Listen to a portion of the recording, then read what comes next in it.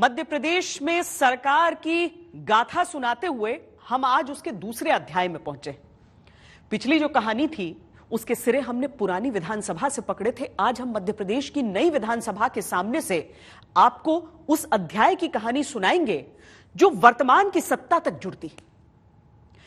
पिछली बार कहानी के जिस सिरे को हमने छोड़ा था वहां से आगे पकड़ते हुए 15 दिसंबर 1992 की बात करते हैं, जहां से चलते हुए 6 दिसंबर 1993 तक लगभग एक साल तक मध्य प्रदेश में राष्ट्रपति शासन लगा रहा।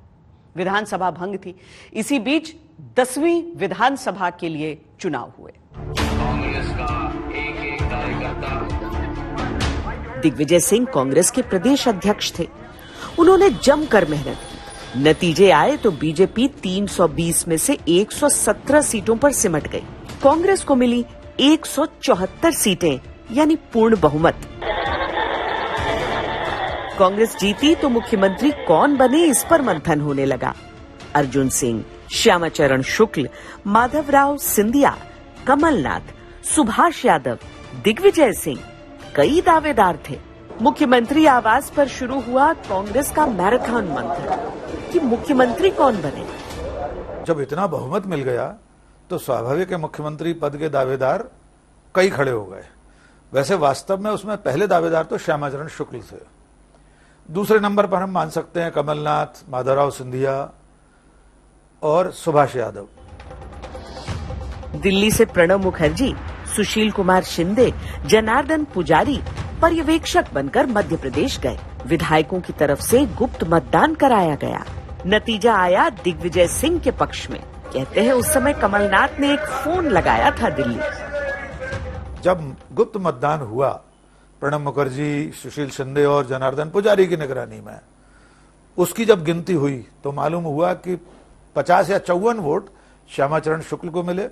100 से ज्यादा विधायकों ने दिग्विजय सिंह के पक्ष में मतदान किया। और ये रिजल्ट जब प्रणब मुखर्जी ने प्रधानमंत्री नरसिम्हा राव जी को बताया, तब नरसिम्हा राव जी ने कहा कि जो कांग्रेस लेजिस्लेचर पार्टी में इलेक्ट होकर आया है उसी को मंत्री बनाए, उसी को मुख्यमंत्री बनाया जाए। इस तरीके से दिग्विजय सिंह मुख्यमंत्री बने। हर किसी को आला कमान से ये स्पष्ट संकेत मिल चुका था कि मुख्यमंत्री कौन बनेगा। 7 दिसंबर 1993 को दिग्विजय सिंह ने मध्य प्रदेश के मुख्यमंत्री पद की शपथ ले ली। दिग्विजय मुख्यमंत्री तो बन गए, लेकिन कांग्रेस में इतनी गुटबाजी थी कि 2-2 उप मुख्यमंत्री बनाने पड़े। राज्य का ओबीसी चेहरा सुभाष यादव और आदिवासी वर्ग के नेता प्यारे लाल कंवर। 46 साल के मैकेनिकल इंजीनियर को मुख्यमंत्री पाकर मध्य प्रदेश की जनता ने बड़ी आशाएं पाल ली। दिग्विजय सामाजिक सरोकारों को तो तरजीह देते गए, लेकिन आधुनिक विकास की गाड़ी इस बीच कहीं पीछे छूटती जा रही थी। उन दोनों दिग्विजय सिंह जी का एक स्टेटमेंट भी था और उस स्टेटमेंट में उन्होंने कहा था कि चुनाव जो है वो विकास से नहीं जीते जाते, वो कहीं ना कहीं वर्गगत और समूहगत लोगों को जोड़ करके राजनीति करने के रहे हैं। और उनके कार्य के समय विकास कार्य तो बहुत उपेक्षित हुए, इसके साथ ये भी बहुत ज्यादा प्रचार हुआ कि वो तुष्टीकरण की राजनीति पर चल रहे हैं। दिग्विजय ने पंचायती राज, सत्ता का विकेंद्रीकरण, शिक्षा का लोकव्यापीकरण, ये सब कुछ किया, पर जनता की बुनियादी जरूरतें इससे कहीं अधिक थी। दिग्विजय सिंह के खिलाफ मध्य प्रदेश के नेताओं से लेकर दिल्ली तक बातें होने लगी। नरसिम्हा राव प्रधानमंत्री पद से हट चुके थे, लेकिन पार्टी अध्यक्ष अब भी थे। दिग्विजय सिंह की मुश्किलें बढ़ने लगी। इसी तरह 5 साल बीत गए।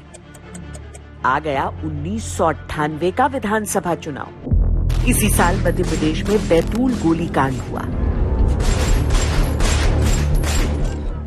अपनी मांगों को लेकर प्रदर्शन कर रहे किसानों पर पुलिस ने गोली चलाई।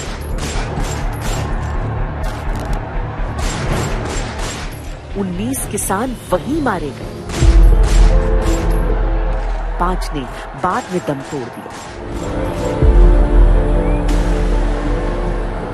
इस कांड को आज भी दिग्विजय सरकार की सबसे दुखद घटनाओं में माना जाता है।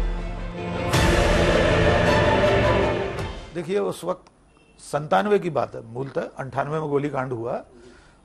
दिसंबर में 25 दिसंबर को मुल्ताई जो जगह है बैतूल में, वहां पर बहुत भारी ओलावृष्टि हुई थी, अतिवृष्टि हुई थी, यानी किसानों की फसलें बर्बाद हो गई थी।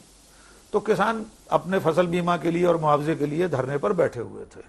वो आंदोलन 12 जनवरी 1998 को, 25 दिसंबर से बैठे हुए थे वे लोग, हिंसक हो गया। एकदम से कलेक्ट्रेट के सामने उनका विवाद हुआ अधिकारियों से। पुलिस ने पहले टीयर गैस छोड़ी, हवा में गोलियां चलाई, लेकिन जब भीड़ बढ़ती गई, भीड़ ऐसा लगा कि हिंसक हो रही है बहुत ज्यादा, तब पुलिस को गोली चलाना पड़ी। वो इतनी बड़ी घटना थी कि पूरे देश को, प्रदेश को हिलाकर रख दिया था उसने। भाग्य कहिए या संयोग कि जिन नरसिंह राव से दिग्विजय सिंह परेशान रहते थे, दिल्ली में उनकी राजनीति भी एक झटके में खत्म हो गई। पूर्व कांग्रेस अध्यक्ष सीताराम केसरी भी अब फ्रंटलाइन में नहीं थे। सोनिया गांधी ने पार्टी की कमान संभाल ली। कहा जाता है कि उन्हें मनाने में दिग्विजय सिंह की तब बड़ी भूमिका थी। राजीव गांधी के समय से ही दिग्विजय ने गांधी परिवार से लगातार नजदीकियां बनाए रखी थी। इसका फायदा भी उन्हें मिला। सोनिया गांधी ने 1998 के विधानसभा चुनावों में दिग्विजय सिंह को फ्री हैंड दिया। चुनाव में आपके कंधे के बटन दबाइए और मुझे अवसर दीजिए। 5 साल मेरे हैं, आप घर बैठिए और मैं आपका काम करूंगा। दिग्विजय ने अपनी सुविधा से टिकट बांटे और काटे भी। बीजेपी अपनी आपसी कलह में डूबी थी। सीधा फायदा कांग्रेस को मिला। नतीजे आए तो 320 सीटों में कांग्रेस को मिली 172, यानी 1993 के चुनावों से सिर्फ 2 सीटें कम। बीजेपी को मिली 119। दिग्विजय सिंह दूसरी बार मुख्यमंत्री बने। उत्तर भारत में कांग्रेस सिकुड़ रही थी। ऐसे में दिग्गी राजा का वापस लौटना कांग्रेस के लिए संजीवनी जैसा था। दिग्विजय ने बहुत चतुराई से काम लिया था। कहा जाता है कि वो विपक्ष के नेताओं के काम पहले करते थे और उनसे संबंध भी बेहद मधुर बनाए रखते थे। आज सरकार बिना कांग्रेस और बिना भाजपा के बनती नहीं। व्यवहारिकता की दृष्टि से दिग्विजय सिंह मैं समझता हूं सबसे अच्छे मुख्यमंत्री उनको कहा जा सकता है। आप कल्पना कर सकते हैं, वो सरकार बनाने के बाद, शपथ लेने के बाद, वो पटवाजी जो निवर्तमान मुख्यमंत्री थे उनके भी घर गए। भाजपा का ऐसा कोई बड़ा नेता नहीं था जिसके वो घर नहीं जाते थे। व्यवहारिकता की दृष्टि से वो सबको ठीक करके रखते थे। दिग्विजय सरकार तो चला रहे थे, लेकिन खराब सड़कें, बिजली, रोजगार के मुद्दे दिग्विजय सरकार के सामने बड़ा सवाल बनती जा रही है।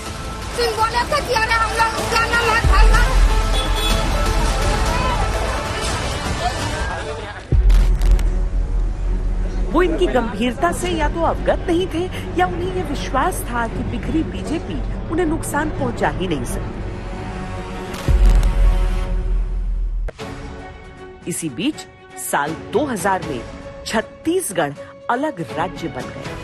मध्य प्रदेश की 90 विधानसभा सीटें वहां चली गईं। मध्य प्रदेश विधानसभा में अब 230 सीटें रह गई। 1 नवंबर 2000 को एक नए राज्य का निर्माण किया गया, जो कि मेनली पॉलिटिकल था वो निर्णय। लेकिन जो पहला इलेक्शन हुआ उसमें भी कोई बीजेपी को कोई बहुत ज्यादा फायदा नहीं हुआ, क्योंकि वहां कांग्रेस की सरकार ही बनी और कोई बहुत ज्यादा मांग नहीं थी नए राज्य की।